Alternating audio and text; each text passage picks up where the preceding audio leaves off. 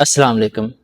3 month उम्रा visa दोबारा से स्टार्ट कर दिया गया है, लेकिन इसकी प्रोसेस में कुछ तब्दीलियां की गई है, वो आप तक हम पहुंचाने लगे हैं। सबसे पहले आपको बताएं कि हज से पहले जो 3 मंथ का वीज़ा था उम्रा, वो भी बंद कर दिया गया था, और जो फैमिली वीज़ा था वो भी 1 महीने का कर दिया गया था, जिसकी वजह से बहुत से जो विजिटर और उम्रा करने वाले थे वो उम्रा की गरज से सऊदी अरब में कम आए हैं, क्योंकि अक्सर लोग चाहते हैं कि हमें 3 मंथ का वीज़ा मिले और हम सऊदी अरब में ज़्यादा से ज़्यादा वक्त गुजार सकें। लेकिन अभी दोबारा से 3 मंथ का जो उम्रा वीज़ा है वो स्टार्ट कर दिया गया है, लेकिन इसकी प्रोसेस में कुछ तब्दीलियाँ की गई है। पहले क्या था कि आप अपना पासपोर्ट एजेंट को देते थे तो सेम डे में या फिर 1 या 2 दिन में आपका वीज़ा जो है वो प्रोसेस हो जाता था, और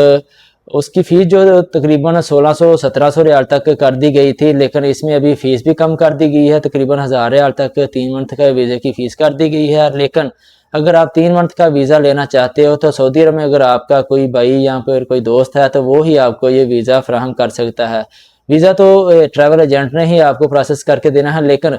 इस बिना पर करके देगा कि सऊदी अरब में अगर आपका कोई रिलेटिव है तो उसका जो इकामा है वो साथ लगेगा, उसको अबशर पे रिक्वेस्ट आएगी और रिक्वेस्ट एक्सेप्ट करेगा, उसके बाद आपका जो वीज़ा है वो प्रोसेस होगा। हाँ, इसमें यह था कि कुछ लोग वीज़ा पर आ जाते थे उम्रा का जो 3 महीने का होता है, और 3 महीने के बाद वापस नहीं जाते थे और काम करते रहते थे, जिसकी वजह से वो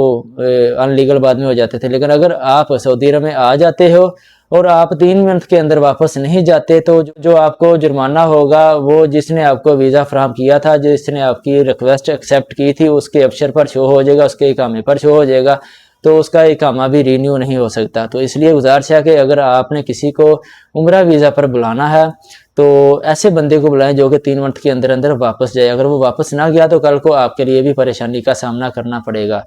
तो ये इन्फॉर्मेशन है अपने दोस्तों के साथ ज़रूर शेयर कीजिएगा, ताकि कल को आपको या फिर किसी दूसरे दोस्त को परेशानी ना बने। वस्सलाम।